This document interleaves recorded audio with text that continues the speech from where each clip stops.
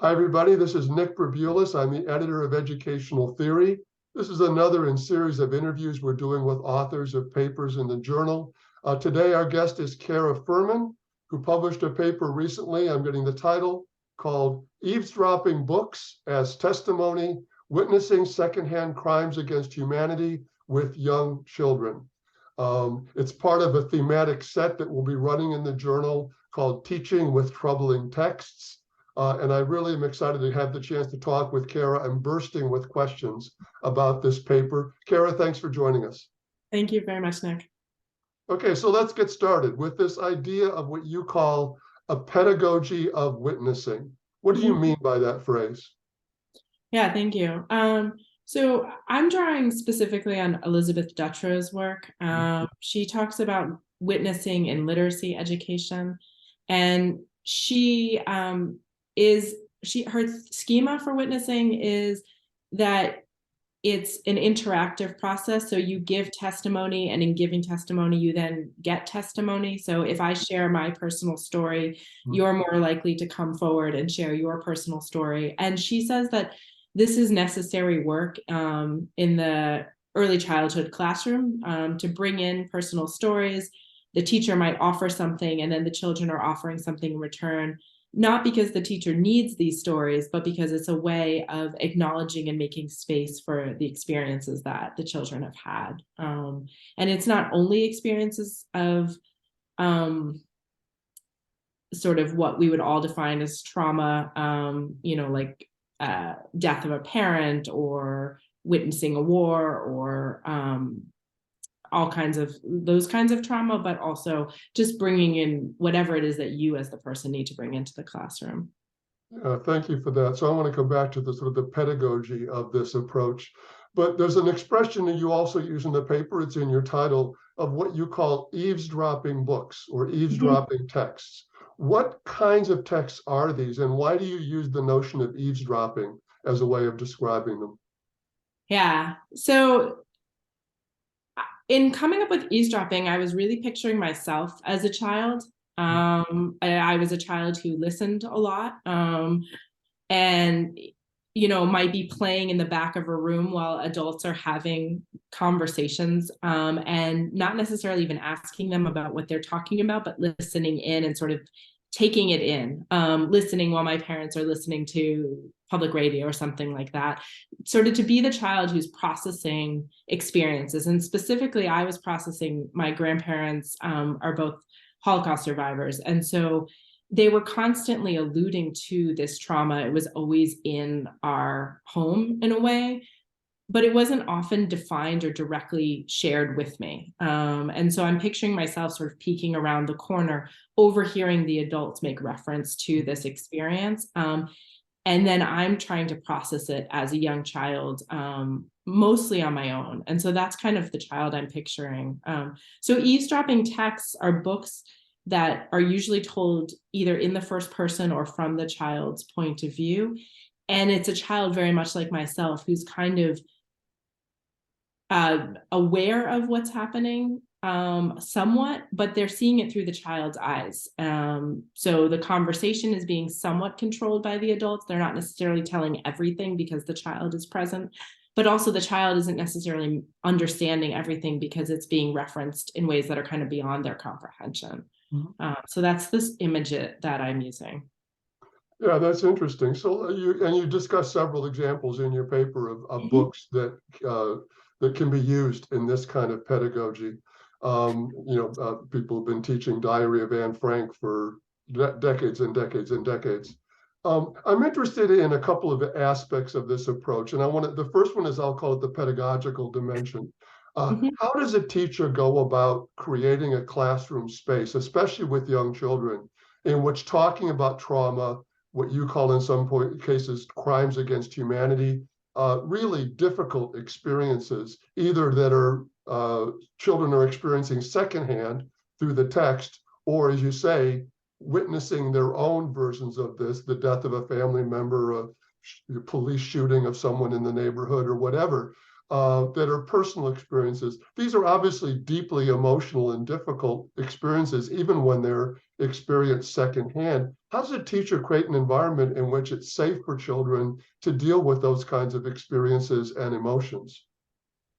Yeah, I think that's a huge question, and I talk about in my paper. It's one that my students inevitably ask, almost my pre-service teacher students ask almost every semester. I think there's a few things. One of them in the paper that I highlight at the end of the paper is addressing the issue in a way that honestly acknowledges the horror basically of what has happened, but also gives children a way forward. And so being able to look at what's happened and then optimistically go forward. And these books that I'm focusing on, each one of them fully face on in a lot of ways acknowledges, in one of them, Island Born, there's a monster, and it acknowledges the monster is sort of the worst monster that could be. They're talking about Trujillo and the Dominican Republic. But then the child ends up being given by the adults in the story a sense of herself as a heroine, and that her family is a family of survivors, and that they're going to go forward. And so the book ends in this optimistic way. I think as teachers, we want to be able to do both. So when I talk to my students, either with books or without them, about something that's happening in the world, I try to bring in a way for us to go forward. And I say, this isn't the only way, but this is how I, as an adult who have made sense of the world, go forward with the pressure of school shootings kind of in the midst. This is how I continue to get up every day and not live in fear. So I think that's a really big part of it. I think in terms of the day-to-day logistics, as a teacher, it's this witnessing idea in the sense of putting stuff out there and kind of seeing what sticks. So as a teacher, I might read something aloud and then say, what are your thoughts about this book? And maybe the students want to go there about the book, and maybe they want to talk about something totally different. So it's getting a sort of sense of the temperature of the room. And then I guess the last thing I'll say is giving students the place to give testimony. And if they're going to have space to give testimony, then you as the teacher need to be quiet. You need to allow things to go off topic from where you thought you were going. I think that these moments in which witnessing occurs, it's never really in the planned curriculum. It's like 3 days after you read the book that might have sort of started the conversation. The child raises their hand and says, I want to talk about XYZ. And you stop whatever you were doing in the math lesson and you talk about this thing that the children want to talk about. Yeah, thank you for that. That clarifies a lot. There's one thread I want to pull out from what you've said. So should these stories always have happy endings, or if not happy endings, an ending of hope and possibility? Obviously, in the real world, not all crimes against humanity, not all trauma has a happy ending. At what age are kids ready to deal with the unhappy ending, or is that part of what makes this pedagogically legitimate? That every case has to have at least some opening up of possibility and hope? That's a really good question. I think I would distinguish that between what is the ethos that I, as the teacher, am bringing into the classroom and how I'm guiding them, and having an openness to a range of narratives. So I certainly wouldn't make sure that the only books in my classroom were eavesdropping books, but those might be the ones that I read a little bit more of. That's kind of the driving story that I want to come through with. And I really do think it's in Montessori education, you do a demonstration. It's not the quite word for it, but they do a demonstration. They try something out. They see how the kid responds to it. If the child completely doesn't respond to it, you just move on and you just do a different lesson. Like they're not ready for the phonics lesson that you had, for example. And I think about it the same way with these books. So my son found, as a very young child, a preschooler, the book The Undefeated, which is another book I talk about in the paper. In this book, there's a set of pages that talk about the unspeakable. And It's a book about Black Americans' history in the United States, and it has both positive and traumatic experiences in it. And my son asked me, well, what's unspeakable? And I defined the word for him.